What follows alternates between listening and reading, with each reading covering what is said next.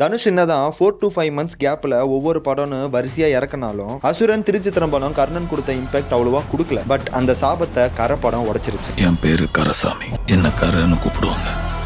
படம் ரிலீஸ் ஆகிறதுக்கு முன்னாடி விக்னேஷ் ராஜாவை தனுஷ் ஒரு ஜீனியஸ்னு சொல்லிட்டு ட்விட்டர்ல ஒரு ட்வீட் போட்டிருப்பாரு. உண்மையாலவே அவர் ஒரு ஜீனியஸ் தான். ஏன்னா இது ஒரு வெல் ரிட்டன்டு மூவி. தமிழ் சினிமால இது வரைக்கும் அவ்வளவா ஹைஸ் மூவிஸே வந்தது கிடையாது. பட் கரை கோலிவுட்லயே ஒரு பெஸ்ட் ஹைஸ் மூவியா இருக்கும். முக்கியமா ப்ரீ இன்டர்வல் சீன்லலாம் ஒரு பீக் ரைட்டிங் போயிருக்கு. அது ஸ்டேஜ் பண்ண விதமே ஐயோ எதுவும் ஆயிடக்கூடாது அப்படின்னு சொல்லிட்டு நினைக்கிற மாதிரி இருக்கும். செம்மையா டென்ஷனை பில்ட் பண்ணிருப்பாங்க. அண்ட் இந்த படத்தோட இன்னொரு பெரிய பாசிட்டிவான பாயிண்ட்னா கரசாமின்ற இந்த கேரக்டருக்கு வச்ச செட்டப். ஒரு ஹீரோ திருடுறான்றதுக்காக அந்த திருட்டை குளோரிஃபை பண்ணாம அவனை சுத்தி இருக்கிற கான்ஃபிளிக்ஸ் எப்படி அவனை அந்த மேட்ரிக்ஸ்குள்ள சுத்த வைக்குதுன்னு சூப்பரா காமிச்சிருப்பாங்க. அப்புறம் KS ரவிக்குமார், சுராஜ், கருணாஸ் அண்ட் ஜெய்ராம்லாம் ஒரு செம்ம பர்ஃபார்மன்ஸ் கொடுத்திருக்காங்க. முக்கியமா KS ரவிக்குமார்லாம் இது வரைக்கும் நடிச்சதுலேயே one of the best role இதுதான். அண்ட் மமிதா என்னதான் ஒரு சின்ன டைம் ஸ்பேஸ்ல இருந்தாலும் ஒரு நல்ல பிவோட்டல் ரோல் கிடைச்சிருக்கு. அவங்க பர்ஃபார்மன்ஸ்லேயே தெரியும் மமிதா எவ்வளவு டிசர்விங் இந்த கேரக்டருக்கு. And man of the match Dhanush, Vignesh Raja and GV Prakash. அப்படியே 3 டிராகன்ஸை போட்டுடலாம். அந்த அளவுக்கு இந்த 3 பேரும் அவங்க ஒர்க்கை செம்மையா பண்ணிருக்காங்க. கண்டிப்பா சொல்றேன், விக்னேஷ் ராஜா கோலிவுட்லயே நெக்ஸ்ட் பிக் திங்கா இருக்க போறாரு. படத்தை அவ்வளவு தெளிவா எடுத்திருக்காரு. அதுக்கு இவரு மட்டுமே காரணம் கிடையாது. கோ ரைட்டர் ஆல்ஃபிரடும் ஒன் ஆஃப் த ரீசன்